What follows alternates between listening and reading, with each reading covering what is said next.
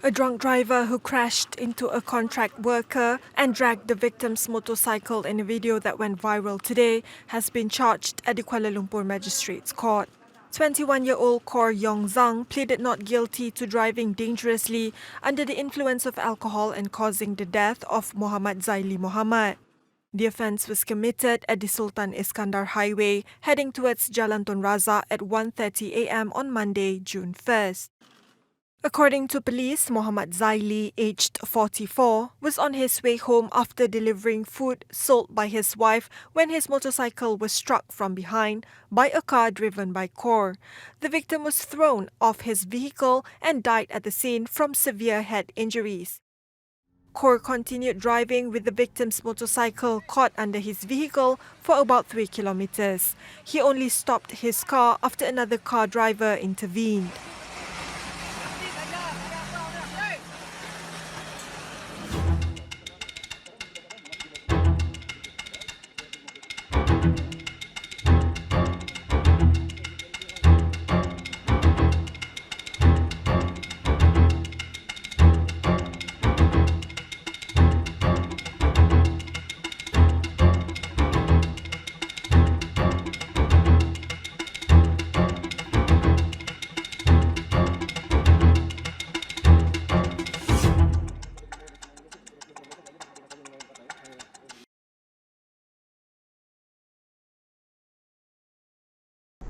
Hello everyone, my name is Mohan.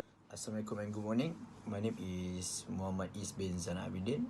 Hi, my name is Muhammad Izzuddin. And today I'm gonna talk about the drink and drive issues. So I hope you guys have watched the previous videos, news regarding our drink and drive accidents and everything. So it's really heartbreaking thing. It's still happening in our country and other countries as well.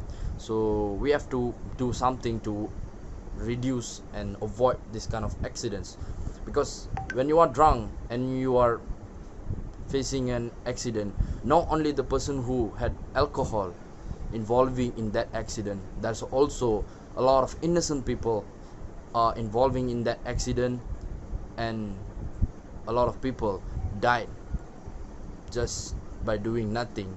So we have to do something to avoid this kind of problems, this kind of issues. So there's a lot of ways to avoid drink and drive so that there won't happen any unnecessary accidents. So from my side, I will suggest, if you have been drinking, get a ride from a friend who has not been drinking or not drunk, or you may just book a Grab and back home safely. It's also safe for you and other people who are outsiders, those innocent people. You won't be involving in accidents and they won't be involving in accidents as well.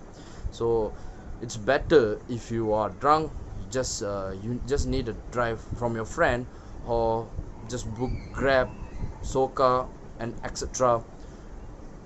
It will be very helpful for you, safety for you and others as well. So I think this is the easiest way to avoid a drink and drive issue, and I hope as soon as possible this kind of unnecessary accidents will never happen and will come to the end soon. Thank you.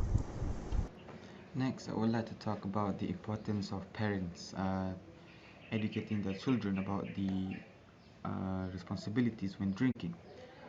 So, we as parents, we have to educate, we have to teach the children how to drink responsibly, so that they won't drink very unresponsibly.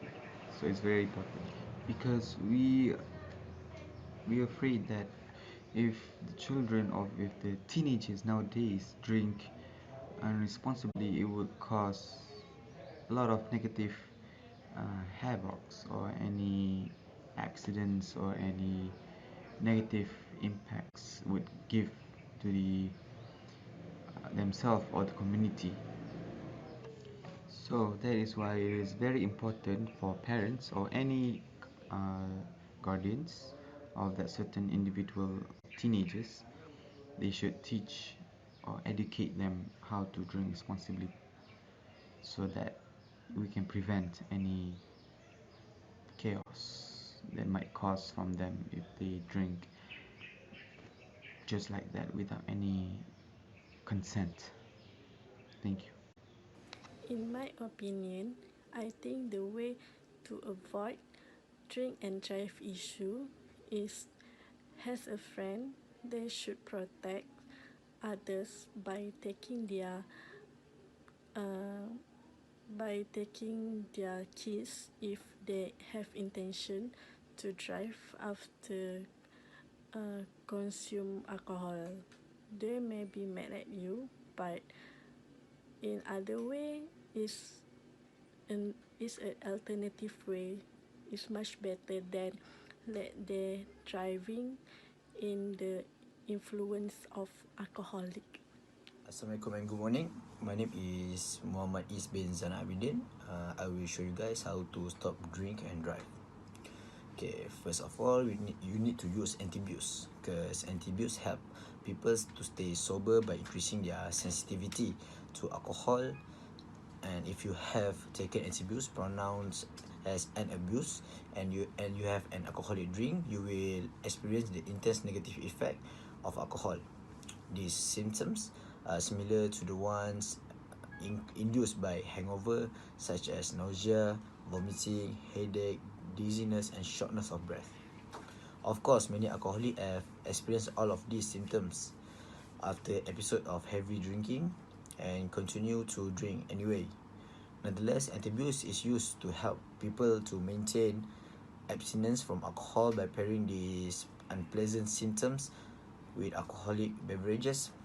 And the goal is to deter recovering alcoholic from drinking and to create negative reinforcement for drinking. Because of the effect of anti-abuse are so intense and unpleasant, it is usually only considered an appropriate treatment for people with severe alcohol dependence and who have been unable to maintain abstinence with other treatments. And if you think anti-abuse might be right in treatment for you, talk to your physician or counselor or another health provider whether you might be good candidates for the medication or not. And if you do receive an anti-abuse prescription, however, remember that you have a greater influence over staying sober than any medication does. And also, many alcoholics enter recovery and maintain sobriety without ever using anti-abuse. That's all. Thank you. Hi, my name is Muhammad Izzuddin and I'll be talking about don't drink and drive. Now, as you see in the poster, when you're intoxicated, what you see is not what you think it is. Trust me, I have seen my friends in this state. They think otherwise. They are not in the right mind, if you might say, because when drinking, when they're intoxicated, what they see is very, very weird. They would think a can of soup is a can of drink. They would think that all the lights are really things. And this is also what it seems on the road, because when you're on the road and you're intoxicated, your mind isn't what you might think it is. So for instance, let's say if you're going out drinking alone without any friends, so you have no designated driver, know your limits, know when to quit drinking at that night, only take a few glasses and then stop. If you did go over your limit, cool off, go outside, walk around the block, get some fresh air. I'm sure of it that you will feel sobered by that time. But let's say if you really went over your limit and you're already in a state of drunk, hail a cab or a Grab, or anything that can help you get home. Leave your car there if you must. It's better to be safe than sorry. 1 minute you know that you're drinking alone in the bar, the next thing you know, you're on the road, looking at the person that you just hit. So please, stay safe out there and drink responsible.